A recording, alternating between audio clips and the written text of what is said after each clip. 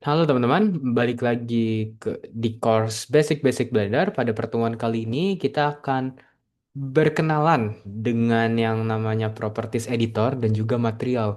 Nah, apa sih Properties Editor itu? Properties Editor itu suatu tempat yang dimiliki oleh Blender yang dimana aspeknya itu ada banyak di dalam properties itu seperti ada yang namanya tool yang dimana user bisa melihat ini transformnya bagaimana di dalam workspace-nya itu ada apa aja apa misalnya user bisa menggunakan add-ons apa. Nah kemudian kita bisa masuk ke bagian render. Nah di render ini kita ada dua pilihan teman-teman.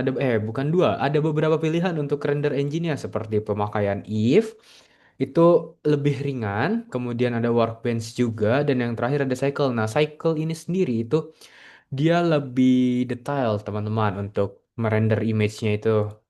Nah, di sini teman-teman juga bisa mengatur seperti ada ray tracing, bisa ada depth of field-nya bagaimana, performance-nya mau bagaimana dan juga pengaturan untuk si apa color managementnya pengen menggunakan sRGB atau yang lainnya. Oke, habis itu kita masuk ke bagian outputnya. Outputnya ini kita ada berisi formatnya kayak misalkan teman-teman di rendernya itu bisa 1080p, 720p atau yang lainnya. Nah, di sini juga tersedia section frame rate. Jadi setiap kita pembuatan animasi itu frame-nya tuh mau berapa? Bisa dari 6 hingga ke custom. Biasanya kita makainya di angka 30 teman-teman biar lebih stabil.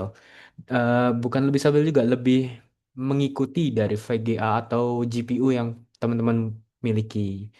Oke, di sini juga ada outputnya dari apa yang pengen kalian jadikan. Misalkan medianya bisa image, bisa multi layer ataupun juga video. Oke, kita masuk ke section berikutnya ini pada layer. Nah, di layer ini tuh ada beberapa juga kayak misalkan ada sih dari paces-nya itu data, light-nya bagaimana, dan Tomate-nya itu bagaimana. Oke, masuk ke bagian scene. Untuk bagian scene ini kita penggunaan yang ada di 3D viewportnya itu sendiri. Nah, kalau kameranya ini ngambil dari si section collection ini. Ada di bagian kanan atas teman-teman yang namanya outliner ini. Oke. Nah, di sini juga ada banyak pilihan teman-teman, seperti units itu, gravitinya bagaimana. Gravitinya juga hukum fisika banget nih teman-teman, yaitu tekanannya minus 9,8. Oke, kita masuk ke word properties. Nah, untuk word propertiesnya itu, ini di bagian background teman-teman. Untuk di bagian 3D viewportnya itu, bagaimana colornya. Misalkan colornya kita ganti, dia bakal lebih terang juga nantinya teman-teman. Kita masuk ke mode render. Nah, dia bakal warnanya tuh terang banget teman-teman. Nah, kita balikin lagi. Nah, lagi. Kemudian kita masuk ke collection. Nah, collection ini dia ada di bagian ini teman-teman. Ngambil yang ada di sini teman-teman. Jadinya yang di bagian outliner, di visibility-nya, show in renders-nya bisa bisa kita atur-atur nih. Kalau ini kita render, ya ini juga masih ada sih sebenarnya teman-teman. Oke, habis itu kita masuk ke bagian objek. Nah, di bagian objek ini sama seperti di sidebar sebelumnya teman-teman yang ada di bagian N ini. Nah, ini kita bisa. Tapi ini mode lebih banyaknya teman-teman untuk bagian cube-nya ini. Kita bisa delta transform, atau relation-nya kayak gimana, de-instancing-nya kayak gimana, visibility-nya bagaimana, dan lain-lain teman-teman. Oke, kita lanjut lagi ke bagian modifier. Modifier tuh yang udah pernah kita pakai seperti mirroring, ada beberapa pilihan teman-teman juga. Bisa ada yang namanya array. Array itu jadinya kayak teman-teman kalau yang informatika udah pasti udah tahu sih array itu kayak gimana. Jadi kalau misalkan kita udah punya satu objek, pakai mode array ini dia bakal muncul lagi teman-teman di kanannya atau di kirinya atau di atasnya. Nah, kemudian kita masuk ke section particle. Nah, di sini tuh kita bisa membuat sebuah efek juga teman-teman. Kayak bukan efek juga, kayak partikel juga, kayak partikel debu ataupun efek-efek yang lainnya juga teman-teman.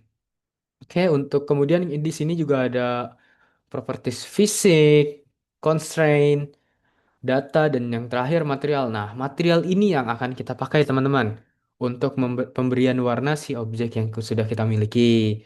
Oke, pertama-tama mungkin kita langsung ke demonstrasinya aja bagaimana. Nah, pertama-tama kita pilih dulu objek yang kita mau, kan biasanya kamera atau yang lainnya kita belum pilih teman-teman. Nah ini kan nggak ada nih. Kita harus pilih dulu, select dulu objek yang kita mau. Nah habis itu kita masuk ke properties editor ini, cari yang namanya material teman-teman, material properties. Ketika teman-teman udah ngeklik, pasti dia masih kosongan begini teman-teman. Langsung aja diklik plus new ini. Oke, nah karena kita masih basic banget untuk pemberian warnanya, kita nggak usah ubah apa-apa di bagian surface-nya itu kita langsung pakai yang principal BSDF itu otomatis bawaannya dari Blender teman-teman karena lebih ringan.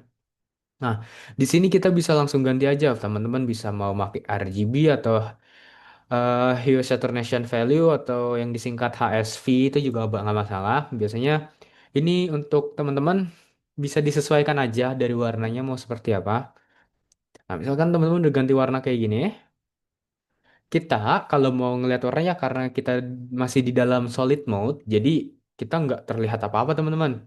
Kalau mau dilihat selain dari render, bisa juga ke material preview teman-teman. Nah, material preview itu dia lebih ringan dibanding kita pakai yang namanya mode render. Kalau mode render kayak gini teman-teman, cahaya terlihat, dari warna terlihat.